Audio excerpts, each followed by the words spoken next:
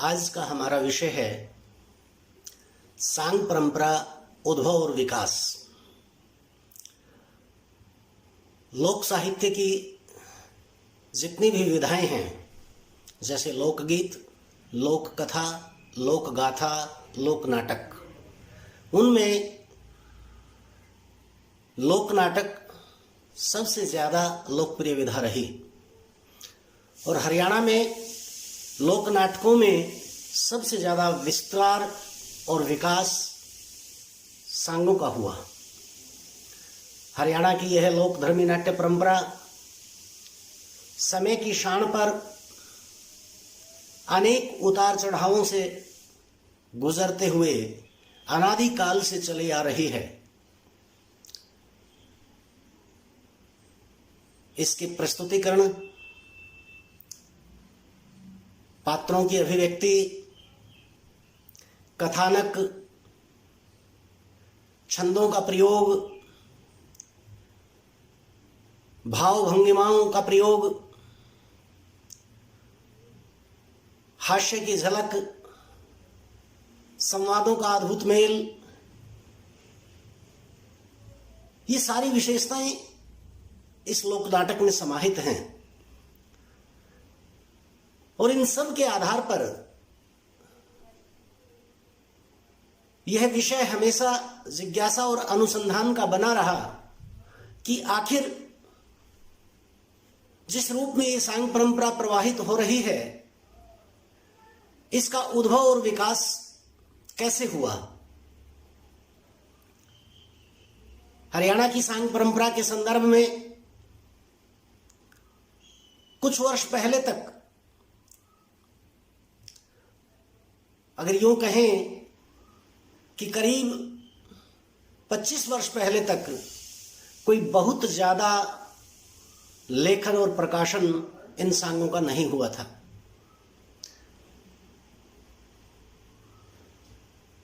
उन्नीस सौ 94 में मैंने पंडित रामकृष्ण व्यास के सांगों पर शोध कार्य किया।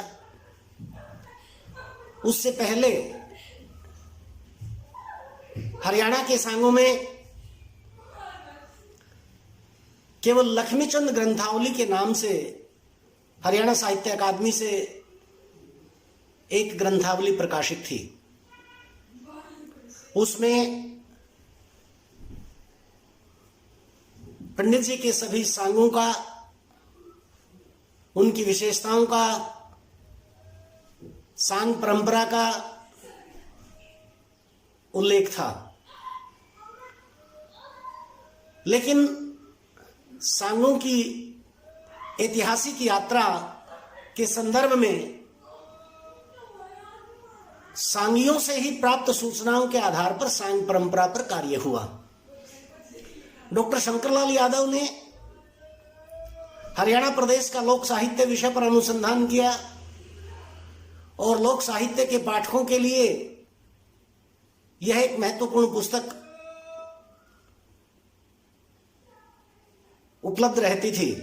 1968 में किए गए शोध कार्य के आधार पर और इनके बाद डॉक्टर पूर्णचंद शर्मा द्वारा हरियाणा की लोकधर्मी नाट्य परंपरा पर किए गए शोध कार्य के आधार पर हरियाणा की सांग परंपरा के संदर्भ में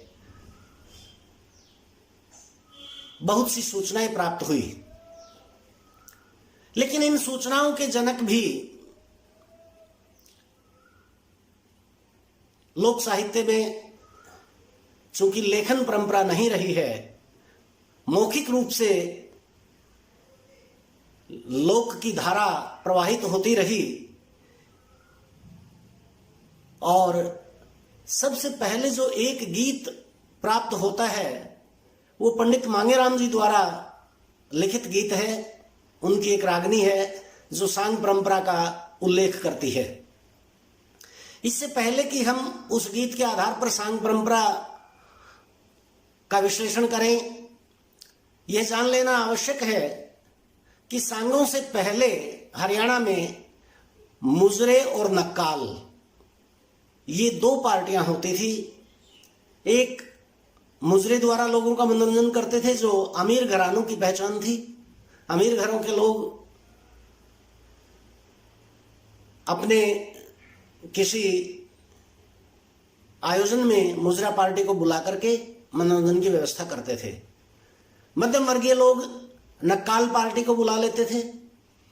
लेकिन इन दोनों ही पार्टियों को समाज में कोई बहुत ज्यादा सम्मान की दृष्टि से नहीं देखा जाता था, क्योंकि मुजरा पार्टी तो एक वर्ग विशेष तक सीमित थी और नक्काल वो आयोजकों का भी उपहास मजाक कर लेते थे और एक हास्यास्पद स्थिति उत्पन्न होती थी।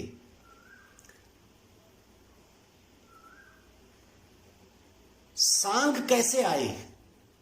सांग के बारे में डॉक्टर सोमनाथ गुप्त, doctor Rajendra Krishna, doctor Shankarlal Yadav, doctor Purnachand Sharma आदि विद्वान कहते हैं कि ये सांग संगीत या सांगीत का फूहड़ रूप है। श्री राम नारायण अग्रवाल जी ने कहा था कि स्वांग का एक नाट्य रूप उत्तर भारत में ख्याल नाम से विकसित हुआ था।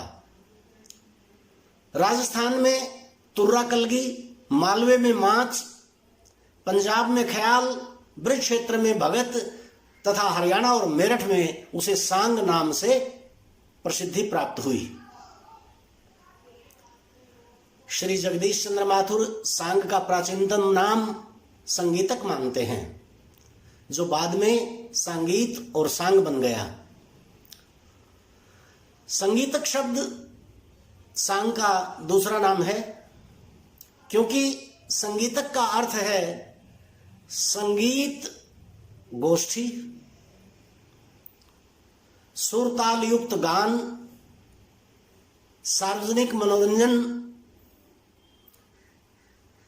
नाट्य में संगीत और संगीत में नाट्य की एक साथ प्रतीति संगीतक में होती है। संगीतक के बाद सांग के लिए एक और प्राचीन नाम की संभावना शोधकर्ताओं ने जाहिर की, जिसे सांगीत कहा जाता है। और इसमें यह मंतव्य भी उभर कर आया कि सांग के लिखित रूप को संगीत कह सकते हैं। संगीतक और संगीत शब्द के बाद सांग शब्द ही सबसे ज्यादा समय तक, या यूं कहें कि आज तक, इस लोकधर्मी नाट्य परंपरा के लिए प्रयोग में लाया जाने लगा। सांग शब्द का इतिहास की दृष्टि से प्रयोग कब हुआ ये देखा जाए तो हमें पता चलता है कि गुरु गोरखनाथ आदि के जमाने में, जो हिंदी साहित्य की सिद्ध और नाथ साहित्य है, उस जमाने में सांग शब्द का प्रयोग मिलता है। आचार्य रामचंद्र शुक्ल ने अपने हिंदी साहित्य के इतिहास में इस प्रकार से इसका उल्लेख किया है कि आलो डोवी सोए तोए सम करीब में सांग, यहां सांग शब्द का प्रयोग मिलता है। कबीरदास द्वारा भी सांग शब्द का प्रयोग व्यवहार में लाया गया। एक जगह उन्होंने कहा है, कथा होए तह श्रोता सोए, वक्ता मुंड पचाया रे, होए जहां कहीं स्वांग तमाशा, तनिक न नींद सताया रे। यह प्रसंग अलग है कि कबीरदास जी इस दोहे के माध्यम से क्या संदेश दे रहे हैं, लेकिन इसमें यह अर्थ जरूर निहित है कि सांग कबीरदास जी के जमाने में इतने लोकप्रिय जरूर थे कि वो जो सत्संग कीर्तन आदि के आयोजन होते थे उन पर भारी पड़ते थे। उनसे ज्यादा प्रभाव था संगीत का, सांग का, संगीतक का। ये जो सांग का आयोजन किया जाता, वहां पर श्रोता दर्शक ज्यादा संख्या में होते थे और ज्यादा रुचि से देखते थे, बजाय कीर्तन सत्संग भजन आदि के आयोजन से। इस प्रकार का ये विवरण सारा हमें इस बात की सूचना देता है, जानकारी देता है कि सांग प्राचीन काल से चली आ रही एक लोक नाट्य धर्मी परंपरा है। इसके अनेक नाम रहे हैं। समय की शान पर चलते चलते इसके स्वरूप में परिवर्तन हुए हैं। हमारा जो विषय है वो ये है कि वर्तमान में हम जिस सांग के स्वरूप से परिचित हैं, जिस लोक नाटक को मंचित होते देखकर हम कहते हैं कि ये सांग है, उसका आरंभ और प्रचलन इस रूप में हरियाणा में कब से हुआ और कहां से हुआ।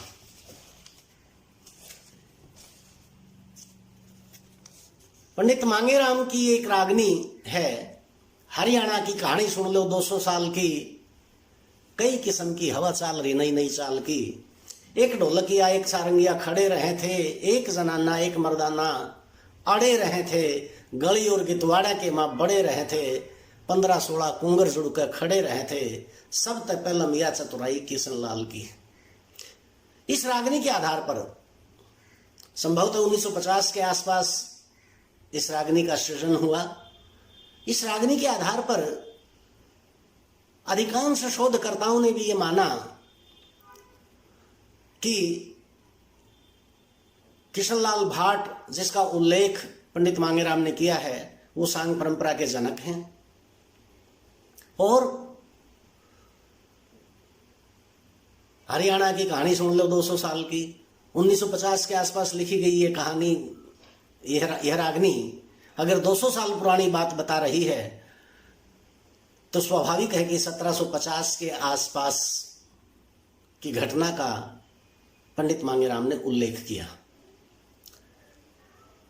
मैंने पंडित मांगेराम की इस रागनी के आधार पर कुछ पुराने लोक कवियों, जैसे लोक कवि जयसिंह कलायत निवासी, उनसे 1992 में पूछा था। उन्होंने मुझे बताया था कि किशनलाल शिवकोर का शिष्य था। उन्होंने किशनलाल जब अपने सांग का मंचन करते थे तो किस प्रकार से गुरु वंदना करते थे, उसकी एक पंक्ति बताई थी, किशनलाल सुमरे शिवकोर, इस तरह का उन्होंने बताया था। बड़ी वृद्ध अवस्था थी उनकी जब मैं उनसे मिला। इस बात की चर्चा जब मैंने पंडित रामकिशन व्यास से और उनके समकालीन अन्य कुछ सांगियों से बातचीत की, जैसा भी अवसर प्राप्त हुआ, तो व्यास जी ने मुझे बताया कि किशनलाल भाट ने सांगों को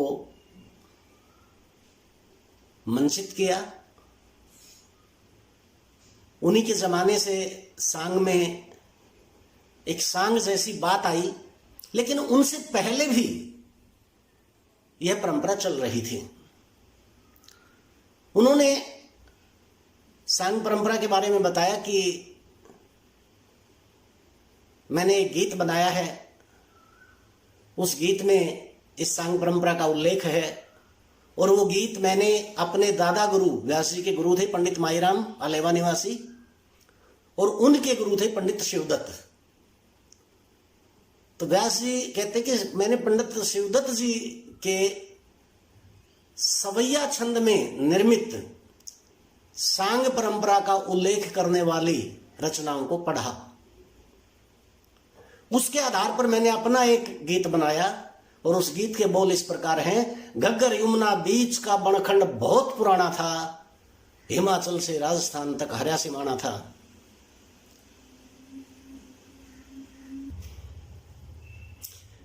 ब्रह्मवृत्त का ब्रह्मा जी ने वेद रचाई थी, सरस्वती की मार्कंडे ने करी बढ़ाई थी, इसलिए आ ऋषियों ने यहाँ पर कुटी बनाई थी, रचना कर ऋग्वेद की यहाँ महिमा गाई थी, शिव शारदा नारद से चला नाचना गाना था, हिमाचल से राजस्थान तक हर्या सिमाना था। व्यास जी हरियाणा के भौगोलिक परिदृश्य और उसकी सांस्कृतिक विरासत का उल्लेख करते हुए इस गीत की शुरुआत करते हैं कि संगीत का जो कार्यक्रम आरंभ हुआ था, शिव शारदा नारद से चला नाचना गाना था।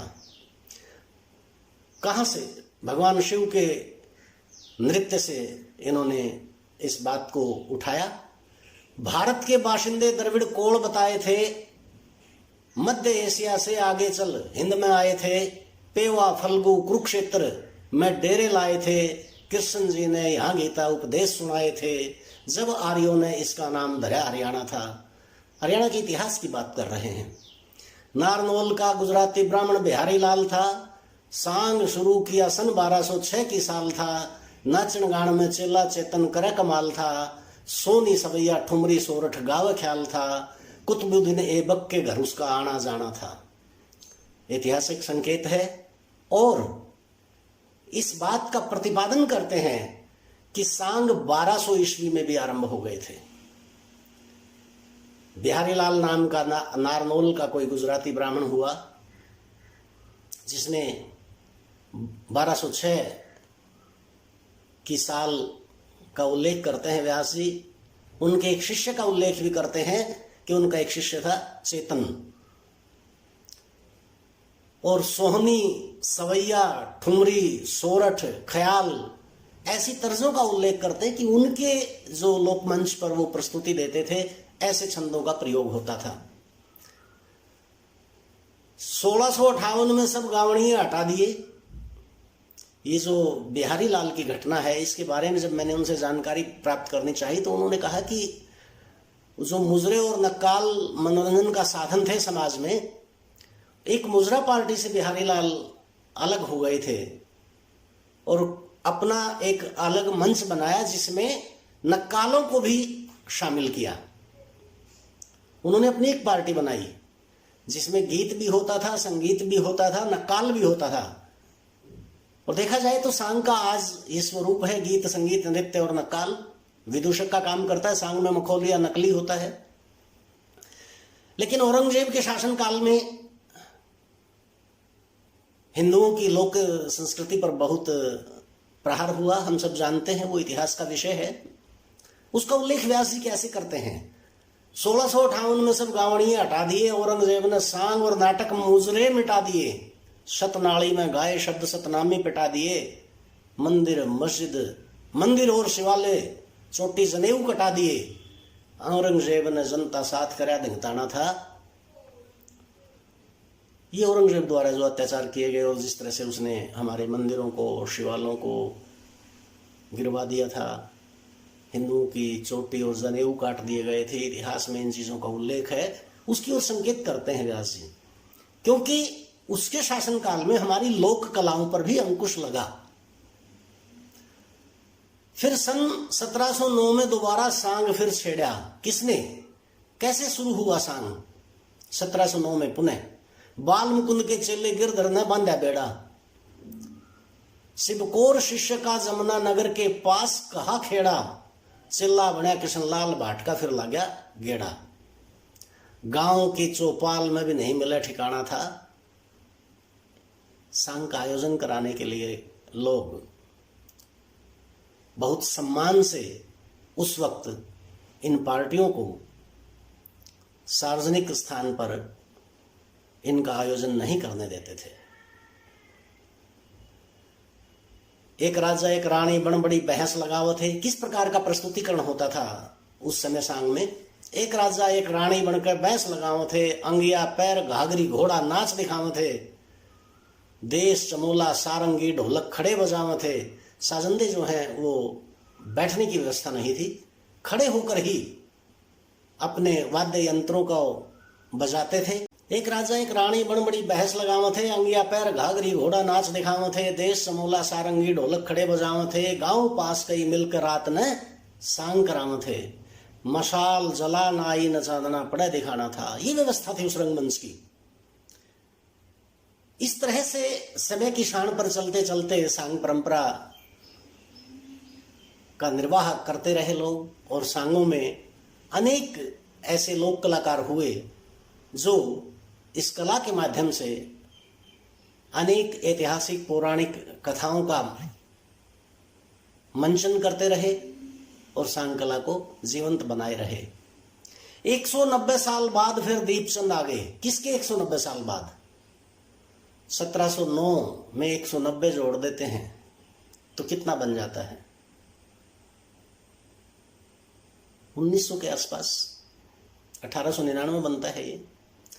तो 1900 में दीपचंद नाम के एक महान सांगी हुए, जिनको अंग्रेजों ने राय बहादुर दीपचंद की उपाधि से सम्मानित किया। 190 साल बाद फिर दीपचंद आगे, 3 नचनिए 4 साजंदे खुद राखण लागे, तख्त बिछा साजंदे बिठा, शामियाना तनवागे। सांग का जो स्वरूप, मंच का जो स्वरूप आज हम देख रहे हैं, ये दीपचंद की देन है। छोड़ चमोले 3 बोल के काफिए गागे, राय साहब दीपचंद सांगी सबसे शाना था। इनको राय बहादुर की उपाधि दी थी अंग्रेजों ने। अंग्रेजों के लिए इन्होंने सांग किए थे, सेना में भर्ती करने के लिए अपने सांगों के माध्यम से ये लोगों को प्रेरित करते थे। हरदेवा और चतुरुबा जे भक्त को आगे थे। दीपचंद के बाद इनकी शिष्य परंपरा में हरदेवा आए, जिन्होंने सांगों में एक लाइन की टेक वाली रागनी की शुरुआत की। कमीज घाघरी पैरी अंगुलिया छुटवागे थे, एक टेक की रागनी देश काफिए गागे थे, दोहरी टेक की रागनी लक्ष्मी चंद चलागे थे। हरियाणा के सूर्य कवि पंडित लक्ष्मी चंद, इन्होंने हरियाणा सांगों में रागनी का आयोजन किया, रागनी की परंपरा शुरू की, रागनी के जनक बने। दोहरी टेक की रागनी पंडित लक्ष्मी चंद से शुरू हुई। इसके बाद 3 सांगियों ने अपना न्यारा ढंग चलाना था। वो 3 सांगी कौन थे? पंडित मांगेराम, श्री धनपत सिंह और रामकिशन व्यास। ये युग था हरियाणवी सांग परंपरा का, स्वर्ण युग था ये। मांगे व्यास धनपत ने गढ़ पर सलाह मिलाई थी, घाघरी छोड़ चुन्नी जम्फर सलवार पहनाई थी, 5 नचाए माइक ज्यों दे आवाज सुनाई थी। सांग के मंच के 4 कोने होते हैं, हर कोने पर एक गायक खड़ा होगा, जो जिस कलाकार की, जिस पात्र की रागनी गाई जा रही है, वो चारों उस पात्र की, उसी रागनी को उसके साथ मिलकर के इस तरह से आवाज मिलाकर गाते थे कि सांग के मंच के चारों ओर बैठे गई जितनी भी पब्लिक है, जितनी भी जनता बैठी है, सबको वो सुनाई दे। इसी दौरान व्यास जी ये कहते हैं, व्यास की प्रश्नोत्तरी की न्यारी कविताई थी। उपरातली की रागनी के जनक पंडित रामकिशन व्यास हैं। एक एक पंक्ति में सवाल जवाब व्यास जी ने शुरू किए। हरियाणा में सांगों का यो हाल सुनाना था। व्यास जी इस प्रकार सांग परंपरा का उल्लेख करते हैं अपने इस गीत के माध्यम से, और कहते हैं, हिस्ट्री टीचर दयाल सिंह लाहौर में खास था, वेद शास्त्र से हिंद का लिखा इतिहास था। रेफरेंस देते हैं कहां से उन्होंने पढ़ा और क्या लिखा। इतिहास सांग का दादा गुरु शिवदत्त के पास था, 16 करोड़ करया चंदा नरडुंदिया व्यास था, गुरु माईराम की दया से देश में नाम कमाना से। ये इस प्रकार का ये गीत है व्यास जी का, जिसमें इन सूचनाओं को वो प्रामाणिकता के साथ प्रस्तुत करते हैं और सांग परंपरा के संदर्भ में ऐसी नई सूचनाएं, नई जानकारी हमें प्राप्त होती है जो पंडित रामकिशन व्यास की इस रागनी से पहले शोध के क्षेत्र में सांगों के बारे में जो कुछ भी लिखा जाता था हरियाणवी सांग परंपरा के बारे में, वो उससे पहले नहीं थी। पंडित रामकिशन व्यास का मानना है कि इसी परंपरा में सन 1800 में सांग को संजीवनी पिलाने वालों में जो उल्लेखनीय नाम है, उनमें श्री बंसीलाल नाम के एक सांगी हैं। इसी तरह से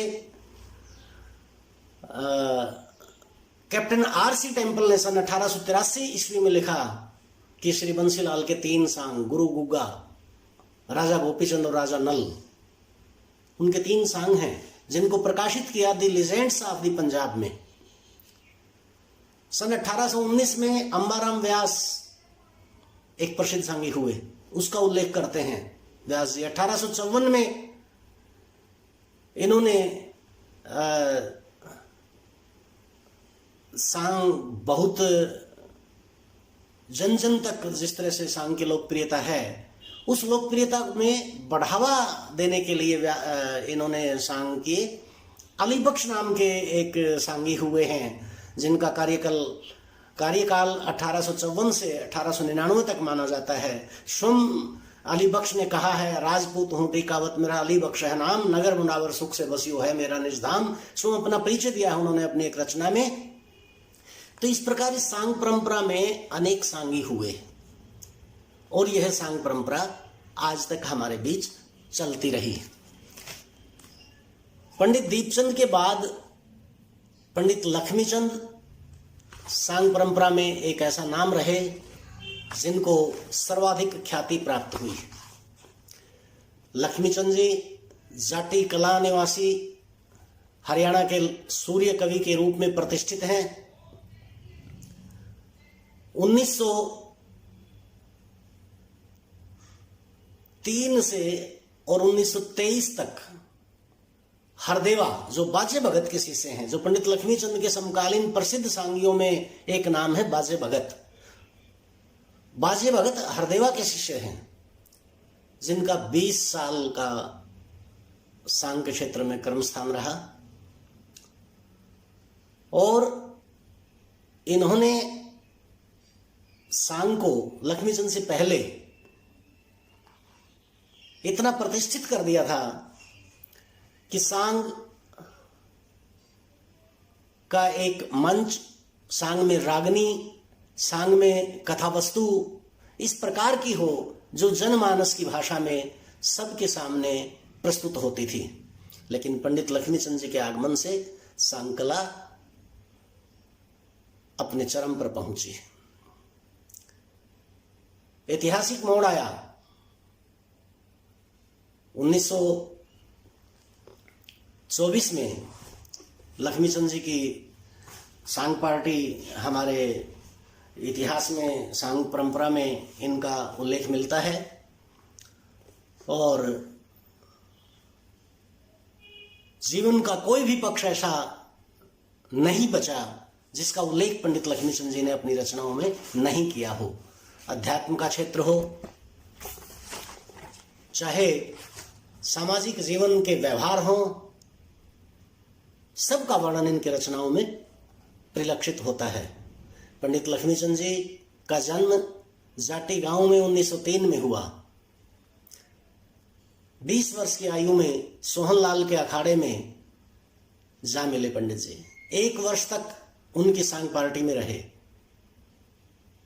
उसके बाद बाबा मानसिंह से गुरु मंत्र लेकर सांग पार्टी बना ली। लक्ष्मीचंद अपने समय के सर्वोत्कृष्ट सांगी रहे हैं। डोली इनकी प्रसिद्ध शैली रही है इनकी गायकी की। जिस प्रकार से डोली का गायन पंडित लक्ष्मीचंद जी ने किया है, उनकी डोली को गाने वाला और कोई दूसरा कलाकार उतनी खूबसूरती से गाने वाला अब तक सांग कला में किसी सांगी में वो कला नहीं देखी गई है। लक्ष्मीचंद जी के शिष्य पंडित मांगेराम और मांगेराम के समकालीन सांगियों में धनपत सिंह, रामकिशन व्यास, चंदगीराम बघाना, महावीर व्यास, ये सब सांग पार्टियां 1950 से 1970 तक सांग कला इतनी चरम सीमा पर पहुंची कि ये वास्तव में सांग परंपरा का स्वर्ण काल है। जिस प्रकार भक्तिकालीन साहित्य को हिंदी साहित्य के इतिहास में स्वर्ण युग कहा जाता है हिंदी का, इसी प्रकार अगर हम लोकधर्मी नाट्य परंपरा का स्वर्ण युग निर्धारित करें तो ये युग रहा। रामकिशन व्यास के पश्चात और नए सांगी आए। सांग परंपरा में जो प्रयोग, जो प्रचलन, जो नयापन व्यास जी के जमाने तक हुआ, उसके बाद सांगियों ने